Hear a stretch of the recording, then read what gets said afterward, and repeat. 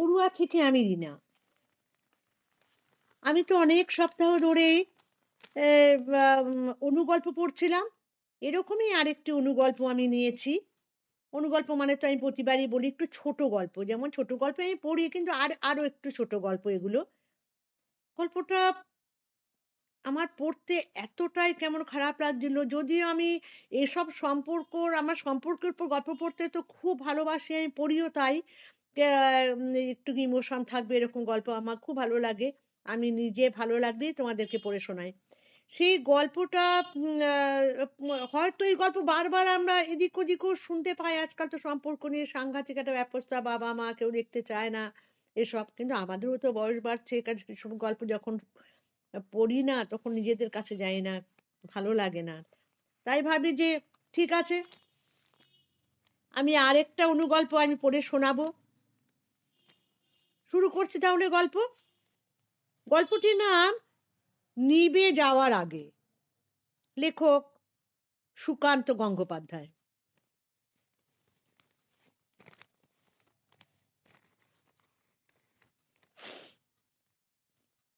দরজা খুলে দিল বাড়ির বৌমা তিথি। আয়া মঙ্গলা জিজ্ঞাসা করল, কেমন আছেন আজ? তোমার আদর যত্নে খারাপ থাকবেন কি সাধ্যি? তিথির গলায় শ্লেষ। কটাক্ষে কান দিল না মঙ্গলা। ঢুকে গেল ভেতরে। বাইরের শাড়ি পাল্টে পেশেন্টের ঘরে এলো। ভাড়া করা মুভিং বেডে চোখ বুজে আছেন মজুমদার বাবু। মুখে মাস্ক, চুল ভিজে, চোখে মুখে স্নিগ্ধ ভাব। বোঝা যাচ্ছে রাতের আয়া সীমা পেশেন্টকে পরিষ্কার করেই দিয়ে গেছে। মঙ্গলা নার্সিংহোম থেকেই দেখছে মজুমদার বাবুকে। নিউমোনিয়ায় খুব খারাপ অবস্থায় ভর্তি করানো হয়েছিল ওনাকে। বাবাকে রিলিজের সময় বড় ছেলে শান্তনু নার্সিংহোমে কথা বলে মঙ্গলাকে বাড়িতে বহাল করেছে। মজুমদার বাবুর দুই ছেলে, দুজনেই দূরে শহরে থাকে। বাবার শরীর খারাপ শুনে এসেছিল নার্সিংহোমে। পাড়ার লোক তো এখনো দেখে যাচ্ছে মাঝে মাঝে। মজুমদার বাবু চোখ খুলেছেন। মুখের কাছে ঝুঁকে পড়ে মঙ্গলা জিজ্ঞাসা করে, চা খাবেন? মুখে মৃদু হাসি খেলে যায়, তার মানে খাবেন। মঙ্গলা রান্নাঘরে ঢোকে। এই রান্নাঘর এখন শুধু পেশেন্টের জন্য ব্যবহার হয়। রোগীর যেহেতু বিছানাতে সবকিছু, সেই ঘেন্নায় ছেলে বৌমা এখন নিজেদের রান্না খাওয়া দোতলায় আলাদা করে নিয়েছে। গ্যাস উনুনে 2 কাপ জল চাপায় মঙ্গলা। মজুমদার বাবু বউ মারা গেছেন 12 বছরের উপরে। ভেঙে পড়েননি। আগের মতোই সংসারের সমস্ত দায় সামলেছেন। সংসার খরচ বাবদ ছেলেদের কাছে কিচ্ছু নিতেন না। বিদেশি ব্যাংকের উঁচু পোস্টে চাকরি করতেন। সেই মানুষটাকে আজ ছেলের উপর নির্ভর করে বাঁচতে হচ্ছে। পাড়ার লোকজন মজুমদার বাবুকে দেখতে এসে এসব কথায় আলোচনা করে। চা বানানো হয়ে গেল মঙ্গলার। বাবুরটা নিয়ে রান্নাঘর থেকে বেরোয়। বেডের পাশে দাঁড়িয়ে প্লেটে চা ঢেলে বাবুকে খাওয়াচ্ছে মঙ্গলা। তার আগে হ্যান্ডেল ঘুরিয়ে বেডটা সোজা করে নিতে হয়েছে। খুলে রাখতে হয়েছে অক্সিজেন মাস্ক। বেশিক্ষণ আবার খুলে রাখা যাবে না, কষ্ট হচ্ছে বুঝলেই পরিয়ে দিতে হবে। মঙ্গলা টের পায় পেছনে সে দাঁড়িয়েছে তিথি। বলে, কি মনে হচ্ছে, কাজটা আজ করা যাবে? চাপা বিরক্তি নিয়ে মঙ্গলা বলে, দেখছেন তো দিব্যি বসে চা খাচ্ছে। এই অবস্থায় কাজটা করতে গেলে গোটা ব্যাপারটাই ভেস্তে যেতে পারে। কিন্তু যত তাড়াতাড়ি সম্ভব সেরে ফেলতে হবে কাজটা। জলের মতো টাকা বেরিয়ে যাচ্ছে। বলে চলে গেল তিথি। মঙ্গলার বলতে ইচ্ছে করছিল, টাকা তো তোমাদের ব্যাংকেও ঢুকছে বানের জলের মতো, একটু খরচা করো। নিজের চা গরম করে নিয়ে মঙ্গলা এসেছে পেশেন্টের ঘরের সামনের বারান্দায়। ছেলে বৌমার অ্যাকাউন্টে টাকা ঢুকতে মঙ্গলা চোখের সামনে দেখেছে। একদিন ডিউটিতে এসে দেখে ঘরে মুভিং বেডটা নেই। মজুমদার বাবুকে শোয়ানো হয়েছে ঘরের সাধারণ বিছানায়। ছেলে বৌমা মিলে ঘরটা পরিষ্কার করছে। চশমা পরানো হয়েছে মজুমদার বাবুকে। অবাক হয়ে মঙ্গলা জিজ্ঞাসা করেছিল, ডাক্তারবাবু কি মুভিং বেড সরিয়ে দিতে বলেছেন? শান্তনু বলেছিল, না, ব্যাংকে লোক আসবে বাবার টিপছাপ নিতে, বাবাকে মোটামুটি সুস্থ দেখাতে হবে। শুনে যা বোঝার বুঝে গিয়েছিল মঙ্গলা। তিথি বলেছিল, বাবার দায়িত্ব যখন আমাদের, তার চিকিৎসা খরচ চালাতে ব্যাংকের টাকা আমরা তুলতেই পারি। তবে টাকা তোলার কথা তুমি কাউকে কিন্তু কিছু বলো না। আর একটা ব্যাপারেও তোমার হেল্প চাই আমাদের। কোন ব্যাপারে? জানতে চেয়েছিল মঙ্গলা। বাবাকে মুক্তি দিতে হবে তোমাকে। বিরাট ঝাঁকুনি লেগেছিল কথাটা শুনে। এরকম প্রস্তাব মঙ্গলাকে আগে কেউ কখনো দেয়নি। এরপর শান্তনু বলতে থাকে, জানি কথাটা শুনতে তোমার খারাপ লাগছে, কিন্তু ভেবে দেখো তো, এতে বাবারও শান্তি, আমরাও স্বাভাবিক জীবনে ফিরতে পারবো। বাবা তো আর কোনোদিনই হেঁটে চলে বেড়াতে পারবে না। তুমি কাজটা করে দিলে 25,000 পাবে। মুখ থেকে মাস্কটা খুলে রাখবে একটু বেশিক্ষণ, বাবা চলে গেলে ফের পরিয়ে দেবে। কাজটা তোমরা কেন করে নিচ্ছ না? সীমাকে দিয়েও তো করাতে পারো, আমাকে কেন বলছো? জিজ্ঞাসা করেছিল মঙ্গলা। শান্তনু বলেছিল, প্রথমত বাড়িতে বাইরের কেউ একজন না থাকলে পাড়ার লোক আমাদের সন্দেহ করবে। ডাক্তার ডেথ সার্টিফিকেট লিখতে ঝামেলা করবে। আর সীমাকে দিয়ে কাজটা করানো যাবে না। মেয়েটা বাইরে প্রচুর ছেলের সঙ্গে মেশে। তাদের মধ্যে কাউকে ঘটনাটা বলে দিলে আমরা মুশকিলে পড়ে যাব। উত্তরে চুপ করেছিল মঙ্গলা। শান্তনু ফের বলে, তোমাকে এখনই হ্যাঁ বা না কিছু বলতে হবে না।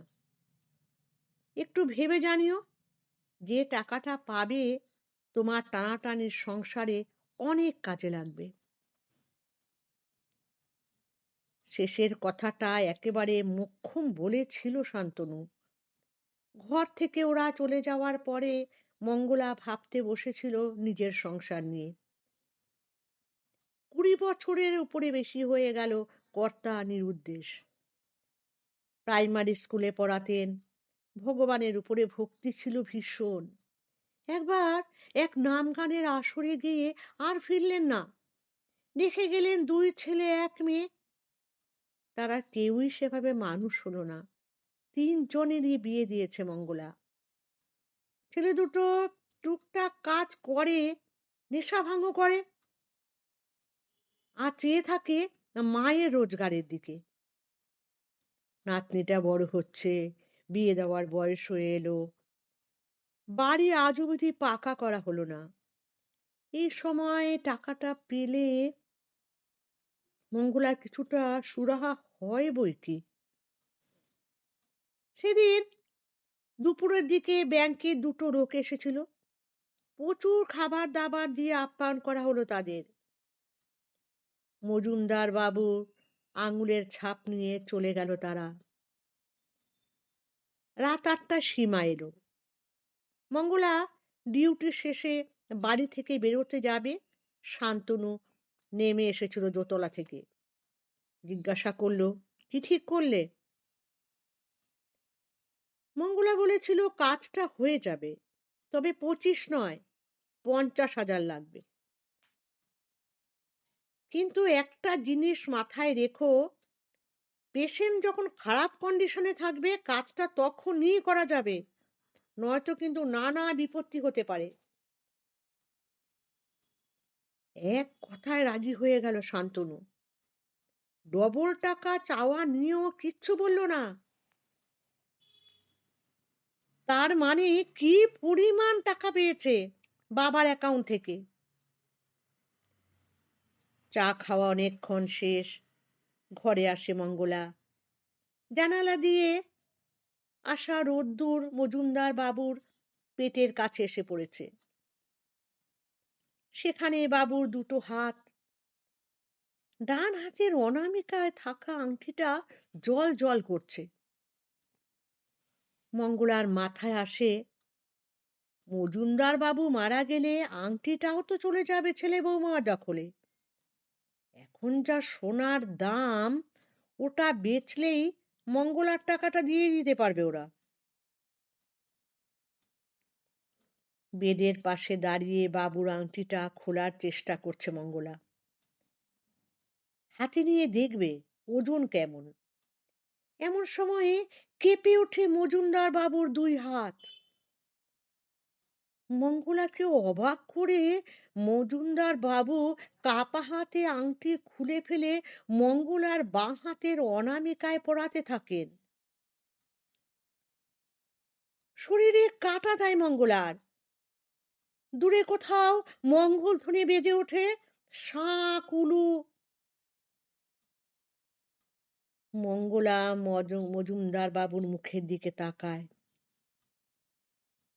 মাস্কের আড়ালে কাশ ফুলের মতো হাসি।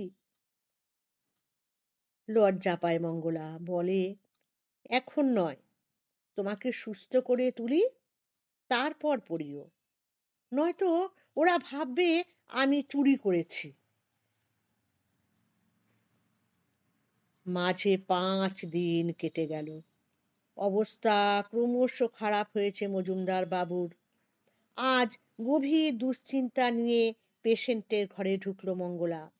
সীমা এখনো যায়নি। মঙ্গলাকে দেখে বলল, রাতে ডাক্তার এসেছিল, রাইলস টিউব লাগাতে হয়েছে। ঘর থেকেই বেরিয়ে গেল সীমা। ওর ডিউটি শেষ। মজুমদার বাবুর দিকে তাকায় মঙ্গলা। অসাড়ে পড়ে রয়েছেন, আজ আর চা খেতেও পারবেন না। মঙ্গলা নিজের জন্য চা বানাতে যায়। চা পাতা ভেজাতে গিয়ে ঘরে এসে দেখে তিথি আর শান্তনু দাঁড়িয়ে আছে। শান্তনু বলে, আজ তাহলে কাজটা হয়ে যাক নাকি? মঙ্গলা কোনো উত্তর দেয় না। চোখ যায় মজুমদার বাবুর ডান হাতের আঙুলে। এ কি, আংটিটা নেই? মাথায় রাগ উঠে যায় মঙ্গলার। গলা তুলে বলে, আমার আংটিটা কই? ভারী আশ্চর্য হয়ে তিথি বলে, তোমার আংটি? ওই হলো, আমার বাবুর আংটি কোথায়? খুলে রেখেছি, আজই তো চলে যাবেন। মঙ্গলা ঝাঁঝের গলায় বলে ওঠে, এক্ষুনি নিয়ে এসো আংটিটা, নয়তো আমি সবাইকে সবকিছু বলে দেব। তিথি ঘর থেকে বেরিয়ে যায়। শান্তনু জিজ্ঞাসা করে, হঠাৎ তোমার কি হলো মাসি? মঙ্গলা উত্তর খুঁজে পায় না। তিথি ফিরে আসে। মঙ্গলা হাতে তুলে দেয় আংটি। মজুমদার বাবুকে আংটিটা পরাতে পরাতে মঙ্গলা বলে, তোমাকে আমি কিছুতেই চলে যেতে দেব না। একজনকে আটকাতে পারিনি আমি, তোমাকে আমি আটকাবই, ঠিক সুস্থ করে তুলব। কেমন লাগলো গল্পটি? শেষে এসে ঠিক এরকম একটা হবে, গল্পটা পড়তে পড়তে শেষে কিন্তু আমিও অতটা বুঝিনি। আশা করি আমার গল্প তো সবসময় একটু অন্য রকমের গল্প আমার ভালো লাগে বলেই তোমাদেরকে শোনাই। তোমাদেরও আশা করি ভালো লাগবে। তোমরা শেয়ার করো কিন্তু বন্ধুদেরকে। তাহলে আমারও খুব ভালো লাগবে। আর কমেন্ট করো কেমন লাগছে বা ভালো লাগছে কিনা, খারাপ লাগলেও বলবে। আজকের মতো নমস্কার।